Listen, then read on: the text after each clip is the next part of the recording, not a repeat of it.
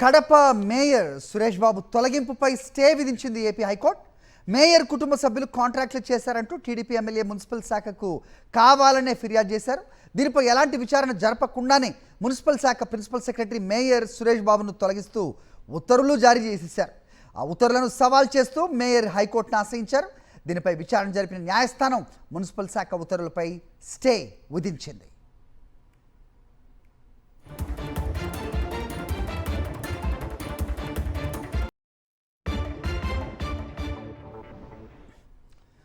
Right, ఇదే అంశంపై updates మా కరెస్పాండెంట్ శ్రీనివాస్ అడిగి తెలుసుకుందాం. శ్రీనివాస్ చెప్పండి. సో హైకోర్టులో టీడీపీకు చుక్కెదురైందనే చెప్పాలి. సో ఎలాంటి విచారణ జరపకుండా ఉత్తర్వులు ఇవ్వటాన్ని కోర్టు తప్పిపట్టినట్టుగా చూస్తున్నాం. ఏంటి మీ దగ్గర ఇన్పుట్స్?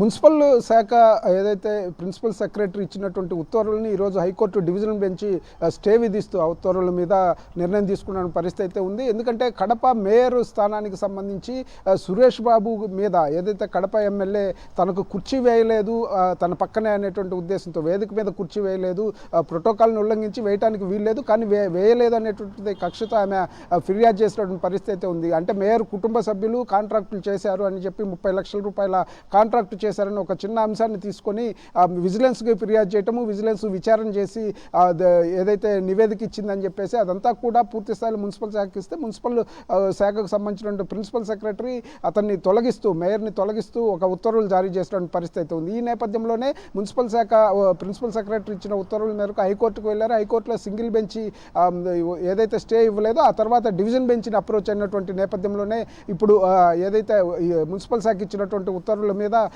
స్టే విధించినటువంటి పరిస్థితి అయితే ఉంది. అంటే ఆయన మేయర్గా కొనసాగవచ్చు. ప్రస్తుతానికి ఆ కేసు విచారణ అనంతరం వాస్తవాలు ఏంటి అనేది తెలుస్తామని చెప్పేసి కూడా కోర్టు చెప్పినటువంటి పరిస్థితి ఉంది. ప్రస్తుతానికైతే ప్రభుత్వం ఇచ్చినటువంటి ఉత్తర్వుల మీద స్టే విధించారు. మేయర్గా సురేష్ బాబు కొనసాగబోతున్నారు. అంతేకాకుండా కీలకంగా తెలుగుదేశం పార్టీ ఏదైతే కడప ఉన్నటువంటి 50 డివిజన్లలో 49 వైఎస్ఆర్ కాంగ్రెస్ పార్టీ గెలిచింది.